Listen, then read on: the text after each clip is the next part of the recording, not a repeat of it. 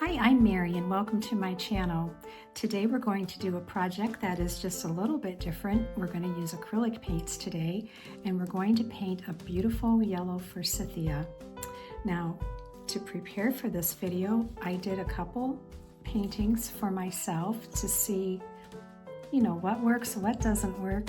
It all works. But anyhow, I did the first one on some like brown craft cardstock, and I do like how that turned out. And then I thought, well, I'm going to just switch it up, and then I did one on white. This is actually watercolor paper, but could be mixed media, and I like that one. But then I decided I want to paint a background on my paper, so this is what we're going to do today. And I really like this one. What do you think? It has kind of like a bluish background that gives you the idea of the sky. So today's acrylic paints, and I just use those acrylic paints that you can get from like Michael's or Target or Joann's, any store like that. They used to have them for like 50 cents to $1 per bottle, but really you can even get some at the dollar store. So I will tell you next what you need as far as the materials go, but I hope that you join me and let's have a lot of fun painting yellow Forsythias. Okay, let's quickly run through what you'll need for this project today. I have a 5x7 piece of watercolor paper, but since we're going to paint with acrylic today, you could use mixed media, you could use even cardstock possibly, or like a heavy brown paper bag, or you could even do this on a piece of wood if you wanted to, because you can actually do it any size you want. So this is what I'm using.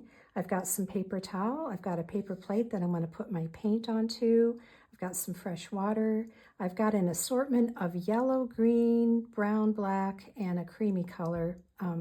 But you could get by with like one nice yellow, one white, one brown, one black, and one green, and then you can just mix colors if you like.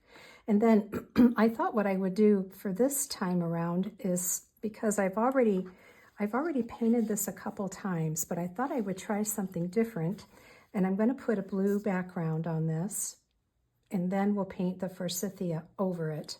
So this is just some sample paint that we had that we must have gotten for something in our house. So any light blue or light gray, whatever you like. All right. Oh, and then as far as brushes, I'm just using small acrylic brushes that I have. I don't use my watercolor brushes for acrylic. So I've got two small flats and one kind of pointy round. But really anything you have is going to work just fine.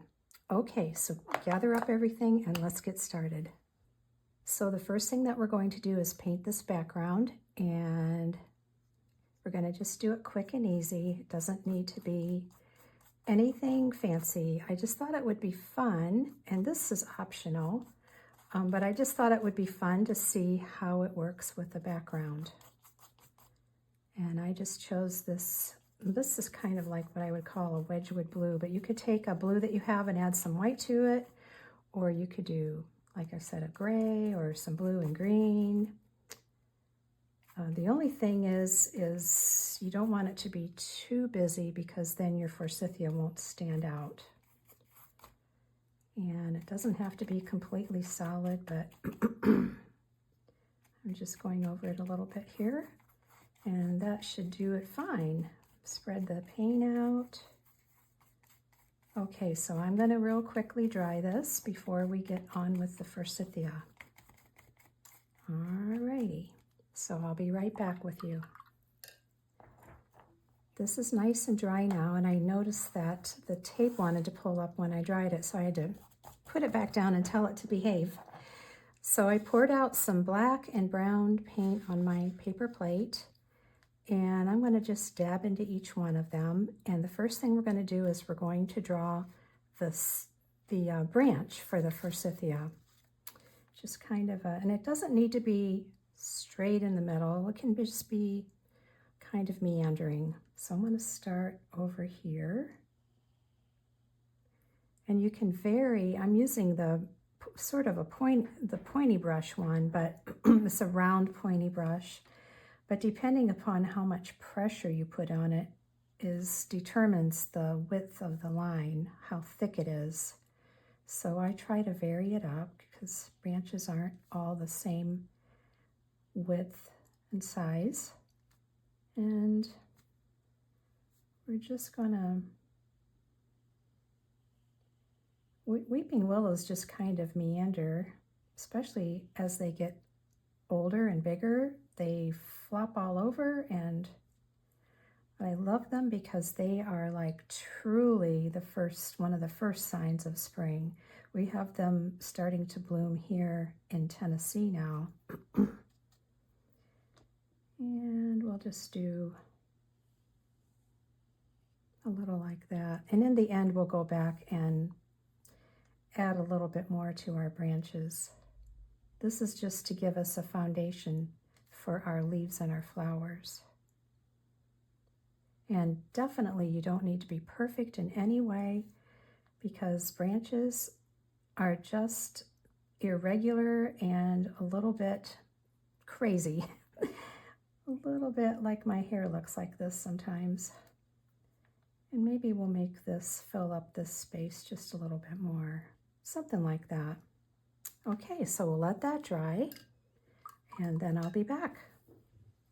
So what I thought we could do first of all is to put some leaves on here, just some random leaves, and then our flowers can go over the leaves, and then we can always put some leaves over the flowers if we want. So I'm going to just pull random types of green and just do some small leaves here and there. There's definitely no pattern to this, and I do like to draw that spring green. And it almost looks like it's yellow on there. And we'll just put branches here and there. No, not branches, leaves here and there. Well, we're having a beautiful spring day here.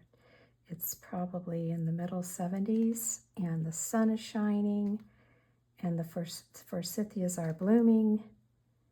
The red buds are blooming. The daffodils are out. We have some not hydrangea, but hyacinth out.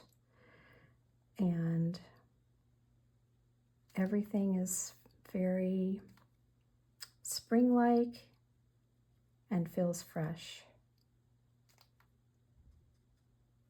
So I'm wondering what it's like where you live. I imagine that some of you live up north where it's still quite cold, and maybe you'll even get snow still. We've lived in many places up north, so I'm very familiar. Okay, I probably didn't mean to be using the yellow on the leaves. So we'll just do a few more here.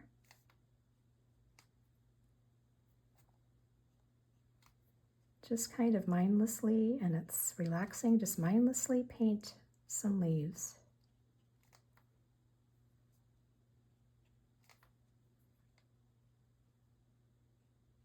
Just like so. I do like to mix the different shades of green together to get sort of an olive looking. Maybe even add a little yellow to it. Get kind of an olivey look. I don't know if that's a word or not, olivey. All right, so we're just about done here with our first go on the leaves. Do a few down here.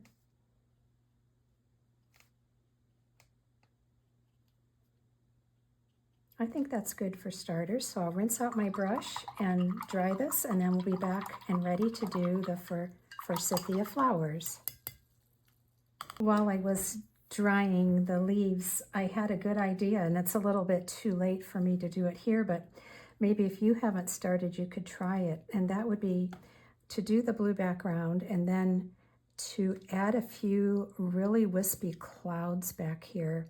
And the way you could do that is just to put a little bit of white paint on your palette and then take a piece of paper towel and just fold it kind of like so, and just dip it in the white paint and then dab it off so you don't have a whole lot, and then just put some irregular marks near the top.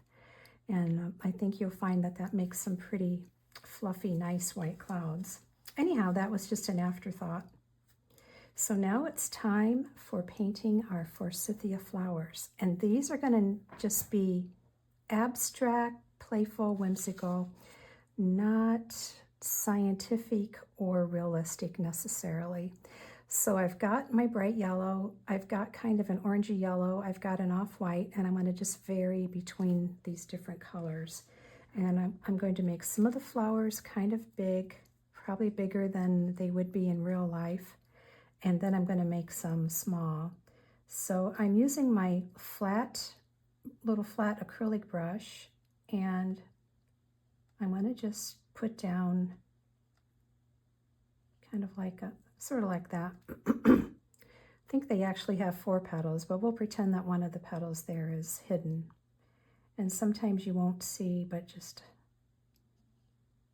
let's try one with 4 petals here.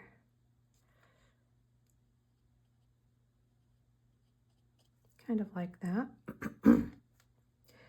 I sort of think the flowers are cuter when they're larger. When I painted this one, I feel like I did them a little too small. Even though this might be more true to life, I like the idea of them being a little larger. So you'll have to decide what you like the best. And I'm going to vary up the yellow a little bit. I don't know if you can see that on the camera, but this is more of an orangey yellow here. Really, Forsythias are bright, bright yellow. They're like the epitome of yellow. If you like yellow, you will love Forsythias, as long as you're not allergic to them.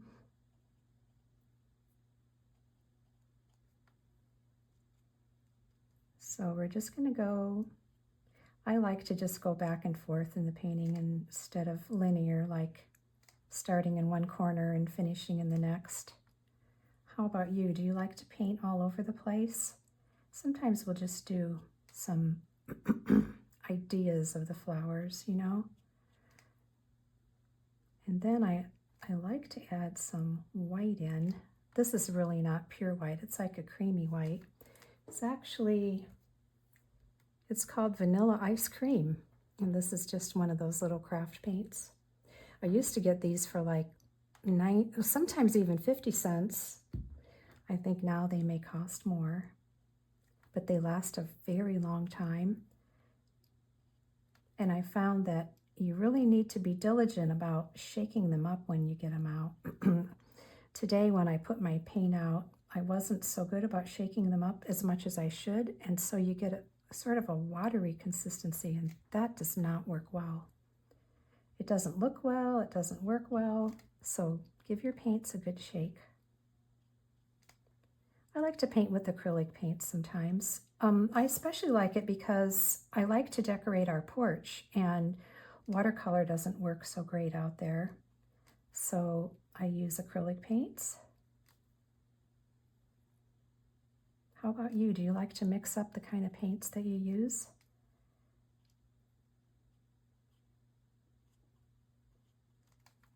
This is looking good.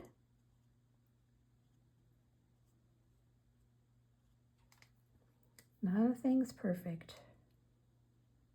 And I do love the little white flowers because they just add some sparkle, and they kind of give you the idea that maybe the sun is hitting right there. So we'll just keep moving down.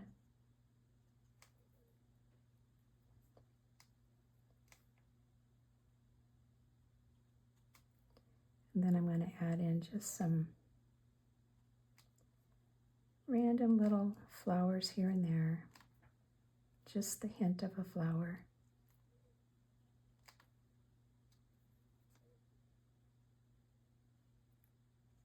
When I first started painting, which was it's been about 10 years now, one of my first paintings that I ever did was a Forsythia that I did for our porch. I made 2 pieces of wall art, and to this day it's still one of my favorite paintings I ever did. It's just very simple, but I thought, wow, that looks pretty nice. And I was really happy because a few days ago I was outside across the street at my neighbor's house in her front yard, and she looked across at our porch and she said, "Oh, I love the Forsythia painting on your porch." And I was so proud that she recognized it was Forsythias. So I think I'm going to be close to being done here. I don't want to overdo it. It's very easy to overdo, but I don't want it to look like too many flowers. Again, this is sort of a personal preference, but we'll do a little bit down here. And then I'll just go back and touch in a few little places.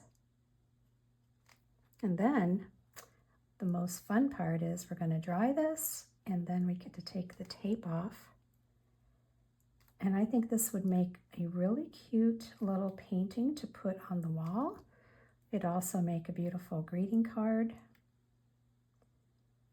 Another thing you could do is you could actually cut it up into like 3 strips and make bookmarks out of each one of them. I do that sometimes, especially when it's a painting that, you know, it's maybe not my favorite, but when you cut it up into strips, it's very, very cute. But I bet that you are really liking your painting. I hope so. Oh, there's one other thing I want to do. So I'm done with that. And honestly, I don't know if this is really how Forsythias are. I should have looked this up, but I'm going to go back to my black paint. I'm using my round pointy brush, and I'm going to dip it in the black, and I'm going to just go and add a little dot in the center of some of my flowers, not all of them, because they wouldn't all be facing you or me. You know what I mean? Some of them would be facing the other direction, but I just think it just makes it charming. And I probably just can't help myself. That's the other thing. So, oh yeah. I think what it does is it brings them to life. It's the contrast. I have a really wonderful artist friend, Lisa Collins, who paints house portraits, and she emphasized to me years ago to have contrast in your painting. And every time I paint, I think of that advice. And this black right here adds a lot of contrast. It could also be brown, or it could be dark blue, or you don't have to do it at all. But what do you think? I'm thinking that is enough. And now I might just emphasize the branches a little bit more. Just go back just on the parts that are exposed and just give them a little more vibrancy and probably a little more weight to them. Like that. And we'll go in here. You don't want to touch your flowers that are wet. That's not a good thing. But if you do, it's not the end of the world. Okay, so there's that. Now I'm going to let it dry, and then we're going to take the blue tape off and see what we have. I've learned that if you pull the tape like at a 45-degree angle instead of straight off, kind of like this, you have less of a chance of tearing your paper. And also just holding on to the paper, holding it down so that the tape will lift off. Because sometimes I get really disappointed and I'll tear part of my painting off. So pull it like at an angle like that and hold on to your painting. Oh, and this side is a little skinnier, the border, but it's all right. All right. I can always trim that side off if I want to. And then we'll do one more. This is a little thicker up here. There we go. Now let's take a look. Oh, I'm very happy with that. What do you think? I hope that you like your painting as much as I like mine. I think of the 3 that I've painted today, this is my favorite with the background. So here's the one on white paper, and it's cute. And here's one on like a craft cardstock, and I like it. But I think it could stand to have a little bit more contrast. Maybe that's because the brown is, maybe, I'm not sure exactly what.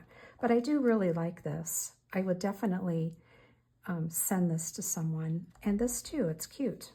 But I really love this because it gives me the feeling of sky in the background. All right, well, I hope that you really enjoyed painting a yellow Forsythia with me for spring. If you think I earned it, I would greatly appreciate it if you gave me a like on my video and subscribe to my channel. And I so much appreciate you being here, and I really look forward to the next time we get together. Thank you so much for watching. Bye.